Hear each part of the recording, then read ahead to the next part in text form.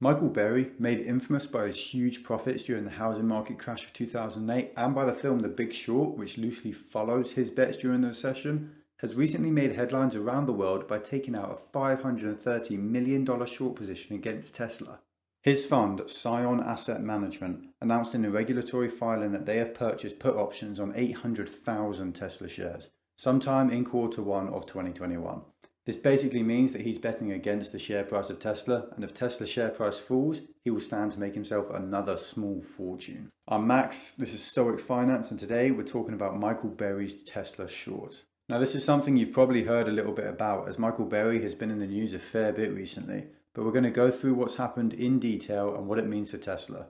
So firstly, in the simplest terms, what has happened? Well, over the last year, Tesla's share price has skyrocketed to what many consider to be a ludicrous price. Tesla is worth more than every other major car manufacturer in the world, yet it produces just a fraction of the cars that even mid-tier manufacturers make. As a result of this, a lot of people have bet against Tesla by shorting it or by buying put options on Tesla. Now, for those who don't know, to short something is to borrow someone else's stock and sell it right away.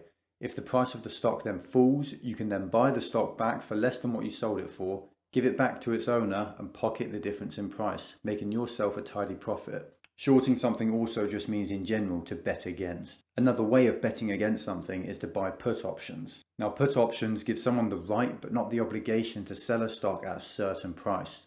When you buy these put options, you are hoping that the stock price falls so that you can then buy the stock for its market price and then sell it for more than that by using your put options. In both of these examples, the investor is betting on the stock price falling, but if it rises, the investor stands to lose a lot of money. Tesla has become infamous over the last couple of years for bankrupting those who short the stock, as the stock's price continues to defy logic and rise over and over again. So, who is Michael Burry then? Well, you probably know him from the film The Big Short, where he's played by Christian Bale. The film loosely follows Michael Burry's experience as he successfully predicted the housing market crash and made himself and his investors an awful lot of money. He personally walked away with $100 million in profit and returned $700 million to his investors at a time when most investors were losing everything. After being immortalized by The Big Short, he's gained a large following and has garnered a lot of attention. Now with the news that he's shorting Tesla as well, the superfans of Tesla have been quick to declare that Michael Burry got lucky and that 2008 was the only time he got anything right. But this is just not true. Burry was an investor in the stock market in the 90s and was so successful that his friends begged him to start a hedge fund so that they could invest with him. In June 2000, he finally started his hedge fund, Scion Capital, and would run it for the next 9 years. Over this period, the S&P 500 returned a measly 3%. Berkshire Hathaway returned 38%, but Michael Burry returned 489% to his investors. That figure is even after he charged his fees. Before, his returns were over 700%. That is an absolutely ridiculous number and ought to solidify Burry as one of the best investors in the world right now. He's without a doubt a better investor than anyone on YouTube today, anyone on Bloomberg, or anyone on TV. Following the financial crisis, Burry shut down his hedge fund and started up a family office called Scion Asset Management, which manages a cool $1.3 billion. This is made up pretty much entirely of Michael and 6 of his closest associates. This fund is properly exclusive, so there is literally zero chance of any of us ever being able to invest in it. Nonetheless, it has performed extremely well. Over the past 5 years, Michael's fund has returned 217% to its investors. That's compared to the S&P 500's return of 122% or Berkshire Hathaway's return of 75%. So when you hear certain Tesla YouTubers claim that Michael Burry got lucky once, well now you know that they are just wrong. So what is Burry's short position then? Well, it's a whole lot of put options on 800,000 shares of Tesla. Now unfortunately, we don't know for sure some information about this position, because the only information that has been released is that which is required by law. This means that we don't actually know when these puts were bought, we don't know the strike price of these puts, which is the price at which the bet becomes profitable, and we don't know when these puts expire. What we do know is that these were bought sometime during Q1 of 2021. Tesla's share price during this period ranged from $880 a share to about $560 a share. Now, it's very unlikely that this position was taken out when Tesla was around $600, and I would bet on the puts being bought when Tesla was close to its peak at around $800 a share, as that is when selling pressure would have been highest. We do know that Scion Asset Management, Burry's fund, is already up 40% on these puts, so it's almost definitely the case that these were bought when Tesla was near its peak.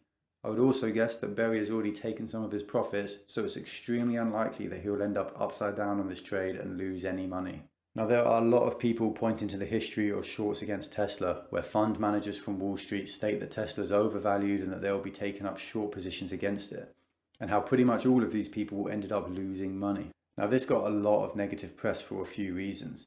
A couple of years ago when this happened, Tesla had poor cash flow and poor cash reserves, so it was actually feasible that if Tesla's share price collapsed, the company could go bankrupt. If it ran out of cash and its share price was too low, it could have been unable to raise new funds and it could have gone out of business. Elon Musk himself said that this was a possibility only a few years ago, and the threat of Tesla going bankrupt caused the entire Elon Tesla fanbase to become militant haters of short selling.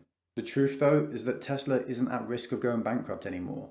They have plenty of cash flow, they have plenty of cash reserves, and as they aren't releasing any more shares, the actual price of their stock won't influence the day-to-day management of the company. There isn't any reason to hate people for shorting Tesla anymore, and there isn't any reason to hate Michael Burry for buying puts on Tesla either. It's also pretty clear that Michael Burry isn't even anti-Tesla. He doesn't hate the company, he doesn't hate the cars, and he doesn't hate Elon. All he's actually doing is betting that the shares are overpriced. And considering how Tesla's share price has already fallen 30% from its peak in January, it appears that he was right. Burry is just trying to make money for his fund, and his fund is already up 40% on his investment.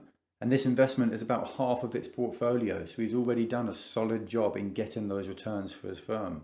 Now, I know that no matter how much I explain that Burry has already made a hefty profit and that he isn't actually anti-Tesla, there are going to be Tesla stands in the comments complaining about Burry anyway. And I know that they will all point to the previous Tesla shorts that failed and claim that Tesla isn't and never was overvalued. But the reality is that just because a stock is overvalued doesn't mean it's going to fall in price. And a stock that doesn't fall in price doesn't mean that it's not overvalued. Just because an asset is in a bubble doesn't mean the bubble's going to pop. We always hear about how impossible it is to correctly predict a bubble or market crash. But the reality is that it's actually very easy to spot a bubble once it has formed. Right now, we are in an index fund bubble, a housing market bubble, a crypto bubble, and just an asset bubble in general. The difficult thing about bubbles is predicting when they will pop. Just because Pokemon cards have quadrupled in price over the last year doesn't mean they're going to fall 75% next year. And just because housing has risen 30% in some places doesn't mean they're about to drop 50%. Bubbles can exist and grow for years, and it can be very difficult to remain solvent if you are shorting one of these assets. That is why Tesla shorts have failed in the past, because Tesla's ability to attract investors through hyper-marketing and their products has been greater than the selling pressure from investors seeking to solidify their gains. It's only in the last few months that Tesla's failed to achieve its seemingly endless growth, and that's why it's only been in the last few months that Tesla shorts have been profitable. I hope you guys enjoyed today's video. I thought it might be interesting to look into Burry's dealings as he's been in the news quite a lot recently. I might make a video on a couple of other things Burry has been talking about, like the index fund bubble and the risk of inflation. So let me know in the comments down below if that might interest you. Thanks for watching. Until next time.